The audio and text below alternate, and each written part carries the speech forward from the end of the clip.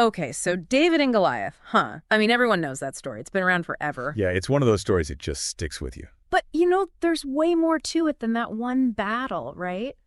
You all asked for the full deep dive, and that's what we're going to do, taking you way beyond the slingshot. Into the whole world of ancient Israel, yeah. Exactly. We're diving deep into 1 Samuel chapters 16 through 19. So we're starting at a point where, well, things aren't looking so good for King Saul, to be honest. He's made some choices that have kind of put him out of sync with God. Choices? Like what? Oh, there's a whole backstory there. Disobeying God's instructions, making some rash decisions. The point is, the prophet Samuel has to find a replacement, a successor. Wow. Talk about pressure. So he's basically on a king-making mission. Right. You'd think he'd go straight to the palace, check out all the princes, all the royal sons. You would think so, wouldn't you? I bet that's not what happened. Nope. Instead, he's guided to this family out in the countryside. Jesse and his sons. Out in the sticks? Really? God works in mysterious ways. Okay, so no callous intrigue here. No, not exactly.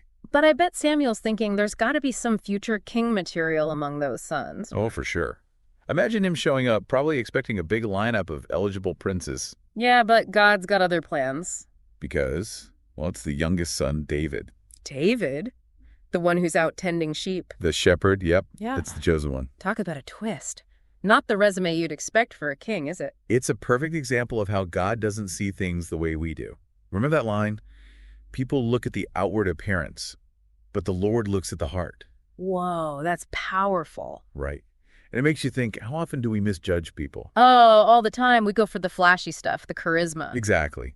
But God's looking for something deeper, a heart that's in tune with him. A heart that's ready to lead. Okay, so we've got David, anointed in secret, but over the palace, King Saul is having some serious problems, public problems. Oh, yeah, things going downhill fast for Saul. The text says an evil spirit is tormenting him. Yikes. What does that even mean, though? It's symbolic, for sure. Basically, it means God's favor has left Saul. He's vulnerable, open to this darkness, this inner turmoil. So you've got these two contrasting figures. David, chosen by God, full of potential. And then there's Saul, the king who's lost his way, battling his own inner demons. And get this, their paths are about to collide. But David's still a shepherd, right? He is, but there's something special about him, something that brings him to Saul's attention. Don't tell me. He can sing. Not quite singing, Oh. but close. David is amazing with the harp.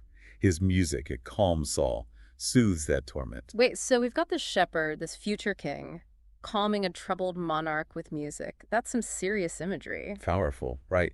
And it shows us that even simple skills, talents we might think are just hobbies. They can have huge significance. Exactly. We never know how God might use them. But this music thing, it's also going to lead to some serious tension. Oh yeah, big time.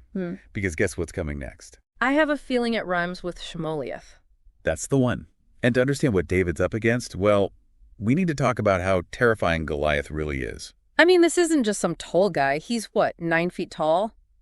Decked out in full armor, carrying a spear that's basically a tree trunk. He's the ultimate symbol of intimidation. Yeah. Like impossible odds. We'll get into all that. Okay, so Goliath, 9 feet tall, decked out in armor. I mean, just thinking about facing that guy would make my knees knock. Oh, yeah. It's total intimidation, right? And the Israelites, they're completely frozen. Nobody wants to go near him. I can't imagine the pressure, the fear. And Goliath's out there every day, just taunting them, mocking their God. It's psychological warfare. It totally is. Yeah. But then David shows up. David? What's he doing there? He's bringing food for his brothers. Just a regular errand. He has no idea what's going on. Until he sees Goliath. And hears him. That's Wow. when something changes. David, he's not scared. He's angry. Yeah, like outraged. This giant is insulting his people, his God. He can't just stand there and do nothing. So he volunteers to fight him. He does. Can you imagine the reaction? I bet people thought he was nuts. Oh, absolutely. Yeah. Here's this young shepherd, basically a kid, wanting to fight this legendary warrior, a giant. But David, he's not relying on his muscles or his size. Nope. His confidence comes from somewhere else entirely. His faith. Exactly. He tells Saul, "Your servant has killed both the lion and the bear. This uncircumcised Philistine will be like one of them, because he has defied the armies of the living God." He's comparing Goliath to wild animals. He is. David's saying, look, I've faced danger before, and God has always protected me. It's like he's saying, I'm not afraid of a giant because I've seen God do bigger things. And there's this amazing line where David says, "The Lord who rescued me from the paw of the lion and the paw of the bear will rescue me from the hand of this Philistine." Talk about confidence. It's not arrogance, though. It's pure faith. David putting his trust in a power way bigger than himself, a power that's proven itself again and again. And this faith, it's not just words. It's in what he does. You mean how he refuses to wear Saul's armor? Exactly. He doesn't try to be someone he's not. He doesn't need fancy weapons or strategies. He goes out there with what he knows. A shepherd's staff, a sling, 5 stones. Can you imagine the scene? This young shepherd versus a giant armed with nothing but his faith. It's powerful, right? Yeah. And it's like he's saying, God, I trust you to work through me, even in this impossible situation. And we know what happens. David wins. One well-aimed stone. It's the ultimate underdog story. It shows that faith, courage, and trusting God can overcome anything. It's inspiring for sure. But there's something else here that we need to talk about. Something people often miss. What's that? The fact that David refused Saul's armor, it's more than just a practical thing, you know. Oh, yeah. It's totally symbolic. By refusing the armor, David's saying, I'm not fighting this battle on human terms. I'm relying on God's strength, not my own. It's a rejection of pride, a total surrender to God's power. It's like he's saying, my identity isn't about being a warrior, it's about being God's servant. That's where his real strength comes from. It's a good reminder for all of us. Uh-huh. When we face our own giants, our own impossible situations, The answer isn't trying to do it all ourselves. we have to surrender to God. Trust in his power working through us. We got to let go of that need to control everything. You know, it's kind of ironic.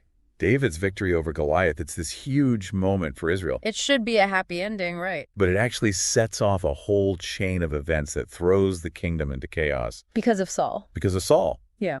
David's success is what triggers his downfall. It's the ugly side of human nature. Jealousy. It can poison even the best of us. It starts small. There's a scene where the women are singing about David's victory. Saul has slain his thousands and David his tens of thousands. It's meant to be a compliment. But for Saul, it's a punch in the gut. It triggers this deep insecurity, fear of being replaced, overshadowed. Even praise can have unintended consequences, huh? And it's true. It can expose our deepest fears, especially if we're not secure in ourselves. So Saul, instead of being happy for David, he sees him as a threat. And it gets worse. Saul lets the jealousy fester, and it turns into this obsession. He tries to kill David. More than once. Yeah. Talk about a toxic workplace. It's the opposite of David's heart, which, even in the face of danger, remains pure. Because David could have retaliated. Oh, he had plenty of chances. But he doesn't. He chooses a different path. Restraint. Forgiveness. Even when it puts him in danger, he trusts that God will deal with Saul. That's amazing. That level of maturity, that self-control. It's a reminder that revenge is never the answer. Yeah. We have to trust God to be our defender, to fight our battles. And in the middle of all this drama, this political mess, there's this beautiful story of friendship. David and Jonathan. Saul's son. Can you imagine the family dinners? It's complicated, right? Jonathan's loyal to his friend, but also to his father. He's torn between what's right and his family. It makes you think about the limits of loyalty, the courage it takes to stand up for what's right, even against your own family. And in the end, David and Jonathan's friendship, it survives, even in the hardest of times. It's a reminder that true friendship can thrive anywhere, if it's based on respect, understanding, support. So we've got these huge themes going on. True leadership, the danger of jealousy, the power of forgiveness, real friendship. It's a lot. It is. But David's story, it's like a guidebook for navigating life. It's about choosing integrity over ambition, trusting God when things seem impossible, building relationships that are based on loyalty and love. And maybe the biggest lesson of all. That God can use anyone, even a shepherd, to do amazing things. So David, the giant slayer, the musician, he ends up on the run, betrayed by the king he served. It's crazy how things change, right? It shows that even the people God chooses, they still face hardship. Life isn't always a smooth ride, even for someone like David. Definitely not a straight shot to the throne. There are detours, roadblocks. And David, he's hiding in caves, abandoned, betrayed. I'd be tempted to give up, to question everything. It would be easy to fall into despair. But here's the thing. David never loses sight of God. He keeps going back to that source of strength. He turns to God for guidance, for comfort. And in those moments, Those dark moments, he writes some of the most powerful psalms. Pouring his heart out to God. Exactly. Those psalms, they're like a window into what it means to have faith. They're not these perfect, polished prayers. They're real, raw, emotional. Full of doubt, questions. They show us that it's okay to be honest with God. We can bring all of ourselves to him. The messy parts, the anger, the fear. David doesn't hold back. He's like, God, this hurts. I don't get it, but I still trust you. It's like he's giving us permission to be real with God. To stop pretending we have it all together. That honesty, that's what makes David's faith so relatable. He doesn't have all the answers, but he holds on to the one who does. You know, there's this one detail that blows me away. While Saul's hunting him, David has chances to kill him. Multiple chances. But he doesn't do it. He could have said, he's trying to kill me, I have to defend myself. But David, he chooses a different way. He honors God's anointed king, even though that king is his enemy. That's serious restraint. And forgiveness. Yeah. David trusts that God will handle Saul. It's a lesson in letting go of control, trusting that God's working behind the scenes, even when we can't see it. It's tough to do, but so powerful. So, as we wrap up this deep dive into David's story, what are the big takeaways? What can people apply to their own lives? Well, first off, true leadership.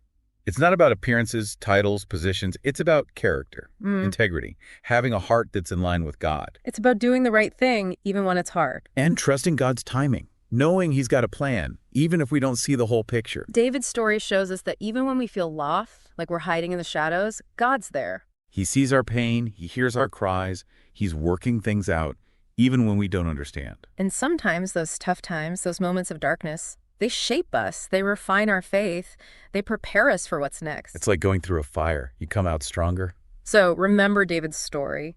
Remember the heart of a shepherd who became a king. Trust in God's goodness, rely on his strength, and let his love